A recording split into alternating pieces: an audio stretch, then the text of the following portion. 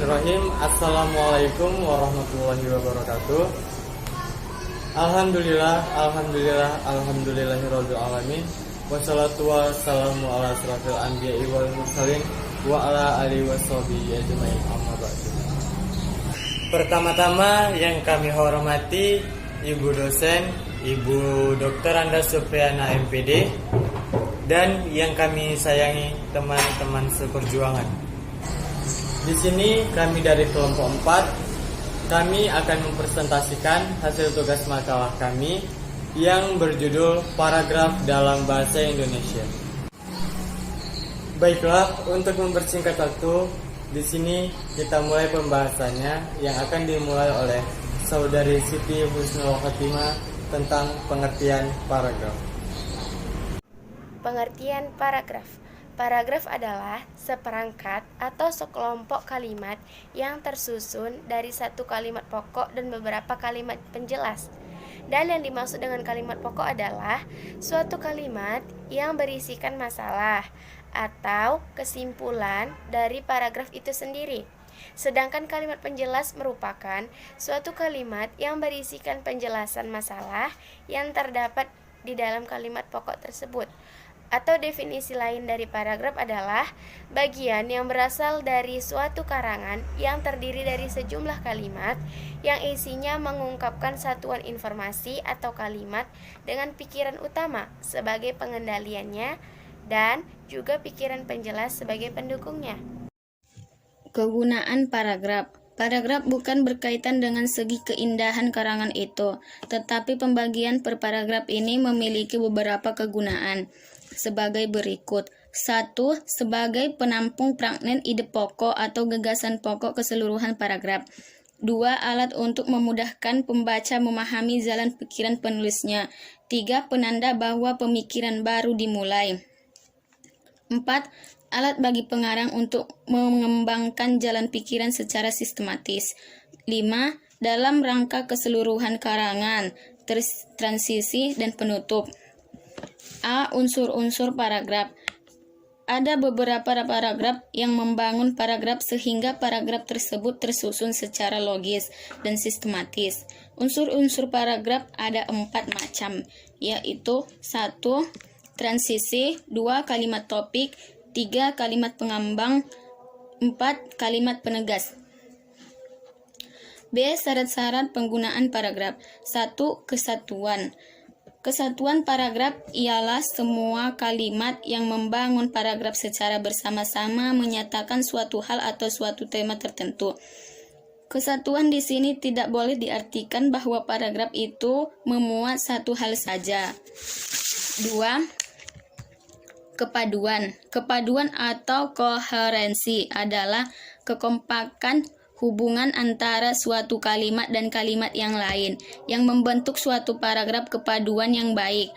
Tetapi apabila hubungan timbal balik antar kalimat yang membangun paragraf itu baik, wajar dan mudah dipahami. Kepaduan sebuah paragraf dibangun dengan memperhatikan beberapa hal, seperti pengulangan kata kunci, penggunaan kata ganti, penggunaan transisi, dan kesejajaran atau paralelisme. 3. Kelengkapan. Kelengkapan ialah suatu paragraf yang berisi kalimat-kalimat penjelasan yang cukup untuk menunjang kalimat topik. Paragraf yang hanya ada satu kalimat topik dikatakan paragraf yang tidak lengkap. Apabila yang dikembangkan itu hanya diperlukan dan pengulangan-pengulangan adalah paragraf yang kurang lengkap. 4. Panjang paragraf. Dalam sebagian tulisan, tidak sama bergantung pada beberapa jauh atau dalamnya suatu bahasa dan tingkat pembaca yang menjadi sasaran, memperhitungkan 4 hal. 1. Penyusunan kalimat topik. 2. Penonjolan kalimat topik dalam paragraf. 4. Pengembangan detail-detail penjelasan yang tepat. Dan 5. Penggunaan kata transisi, frase, dan alat-alat lain di dalam paragraf. 2. Jenis-jenis paragraf. Berdasarkan jenis-jenisnya, paragraf dibedakan menjadi 5 jenis, yaitu 1. Paragraf narasi. Paragraf narasi adalah suatu jenis paragraf yang menceritakan suatu kejadian atau suatu peristiwa berdasarkan urutan waktu. Paragraf narasi terdiri dari narasi kejadian dan narasi runtut cerita. Paragraf narasi kejadian yaitu paragraf yang menceritakan suatu kejadian ataupun suatu peristiwa. Sedangkan paragraf narasi runtut cerita yaitu paragraf yang pada pengembangannya dimulai dari urutan tindakan ataupun perbuatan yang menciptakan ataupun menghasilkan sesuatu. 2. Paragraf deskripsi. Paragraf deskripsi adalah paragraf yang isinya merupakan penggambaran dari suatu keadaan atau peristiwa menggunakan kata-kata sehingga pembacanya seolah-olah ikut merasakan, melihat dan juga mengalami langsung kejadian atau keadaan tersebut. Nah, yang ketiga itu ada paragraf eksposisi. Paragraf eksposisi yang bertujuan untuk memaparkan, menyampaikan informasi, menjelaskan dan juga menerangkan kepada yang membacanya dengan tujuan untuk memberikan informasi sehingga memperluas pengetahuan si pembaca. Yang keempat itu ada paragraf argumentasi. Paragraf ini adalah suatu jenis paragraf yang mengungkapkan ide, gagasan, ataupun pendapat penulis dengan disertai bukti dan juga fakta. Yang kelima itu ada paragraf persuasi. Paragraf persuasi ini suatu bentuk atau jenis karangan yang mempunyai tujuan membujuk pembaca supaya ingin berbuat sesuatu sesuai dengan keinginan penulisnya. Macam-macam paragraf. A. Macam-macam paragraf berdasarkan tujuannya. Yang pertama, ada paragraf pembuka. Paragraf pembuka biasanya memiliki sifat ringkas, menarik, dan bertugas menyiapkan pikiran pembaca kepada masalah yang akan diuraikan. Yang kedua, paragraf penghubung. Paragraf penghubung berisi inti masalah yang hendak disampaikan kepada pembaca. Yang ketiga, paragraf penutup. Biasanya berisi kesimpulan untuk argumentasi atau penegasan kembali mengenai hal-hal yang dianggap penting. B. Macam-macam paragraf berdasarkan letak kalimat utama. 1. Paragraf deduktif. Paragraf deduktif ditandai dengan terdapatnya kalimat utama di awal paragraf dan dimulai dengan pernyataan umum yang disusun dengan uraian atau penjelasan khusus. Contoh, kemauannya sulit untuk diikuti. Dalam rapat sebelumnya sudah diputuskan bahwa dana itu harus disimpan dulu. Para peserta sudah menyepakati hal itu, akan tetapi hari ini ia memaksakan menggunakannya untuk membuka usaha baru. 2. Paragraf induktif. Ditandai dengan terdapatnya kalimat utama di akhir paragraf dan di awal dengan uraian atau penjelasan bersifat khusus dan diakhiri dengan pernyataan umum. Contoh, semua orang menyadari bahwa bahasa merupakan sarana pengembangan budaya. Tanpa bahasa, sendi-sendi kehidupan akan lemah. Komunikasi tidak lancar, informasi tersendat-sendat.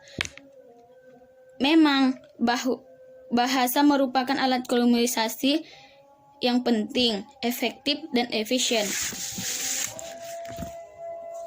3. Paragraf campuran. Ditandai dengan terdapatnya kalimat utama di awal dan di akhir paragraf. Kalimat utama yang terletak di akhir merupakan kalimat yang bersifat penegasan kembali. Contoh, dalam kehidupan sehari-hari manusia tidak dapat dilepaskan dari komunikasi. Kegiatan apapun yang dilakukan manusia pasti menggunakan sarana komunikasi. Baik sarana komunikasi yang sederhana maupun yang modern. Kebudayaan dan peradaban manusia tidak akan maju seperti sekarang ini tanpa adanya sarana komunikasi.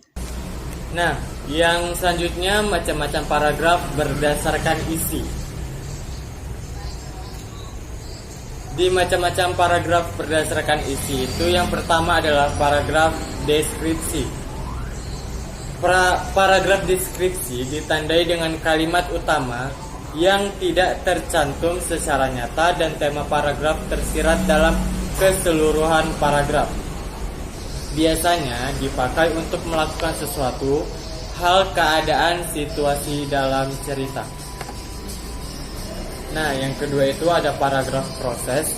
Paragraf proses ini ditandai dengan tidak terdapatnya kalimat utama dan pikiran utamanya tersirat dalam kalimat-kalimat penjelas yang memaparkan untuk suatu kejadian atau proses meliputi waktu, ruang, klimaks, dan anti klimaks. Yang ketiga itu ada paragraf efektif. Paragraf efektif ini adalah paragraf yang memenuhi ciri paragraf yang baik. Paragrafnya terdiri atas satu pikiran utama dan lebih dari satu pikiran penjelas. Tidak boleh ada kalimat sumbang. Harus ada koherensi antar kalimat. Kesimpulan, paragraf adalah seperangkat atau sekelompok kalimat yang tersusun dari satu kalimat pokok dan beberapa kalimat penjelas. Yang dimaksud kalimat pokok adalah suatu kalimat yang berisikan masalah atau kesimpulan dari paragraf itu sendiri. Dan kalimat penjelas merupakan suatu kalimat yang berisikan penjelasan masalah yang terdapat di kalimat pokok. Paragraf bukan berkaitan dengan segi keindahan karangan itu, tetapi pembagian per paragraf ini memiliki beberapa kegunaan sebagai berikut. 1. Sebagai penampung fragmen ide pokok atau gagasan pokok keseluruhan paragraf. 2. Alat untuk memudahkan pembaca memahami jalan pikiran penulisnya. 3. Penanda bahwa pikiran baru dimulai. 4. Alat bagi pengarang untuk mengembangkan jalan pikiran secara sistematis. 5. Dalam rangka keseluruhan karangan, paragraf dapat berguna bagi pengantar, transisi, dan penutup. Berdasarkan jenis-jenisnya, paragraf dibedakan menjadi 5 jenis, yaitu 1. Paragraf narasi, 2. Paragraf deskripsi, 3. Paragraf persuasi, 4. Paragraf eksposisi, 5. Paragraf argumentasi. Alhamdulillah presentasi kami sudah selesai sampai di sini mengenai paragraf dalam bahasa Indonesia. Untuk kesalahan kata kami dalam membahas presentasi kami pada hari ini, kami mohon maaf. Wassalamualaikum warahmatullahi wabarakatuh.